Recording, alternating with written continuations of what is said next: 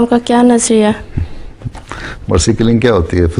यही हुआ ना, यहाँ तो होती नहीं, ऑस्ट्रिया में जाके लोग करवाते हैं। इधर इलीगल है। इलीगल है तो जाहिर है इंसान की जान को खुदकुशी है ना, ये तो मारना जी है, मना है, गुनाह है। हाँ जी। लेकिन ये भी नहीं है कि ज़बरदस्ती इंसान को सांस नहीं आ रहा तो मशीनों पे लगा के तो मुस्तकिल 2-2 महीने 3-3 महीने आर्टिफिशियल ब्रीदिंग करवाई जाए, ऑक्सीजन दी जाए, मशीनों पे हर चीज़ किया जाए, हार्ट कंट्रोल उस पर हो रहा है, ऑक्सीजन उस पर जा रही है, ये भी ठीक नहीं है। जो नेचुरल मौत आती है उसको आने देना चाहिए।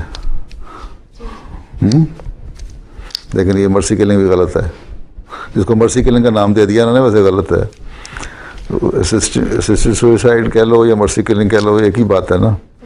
जो उसके हक में है वो उसको मर्सी किलिंग कहते हैं, जो उसके खिलाफ है वो असिस्टेड सुसाइड कहते हैं।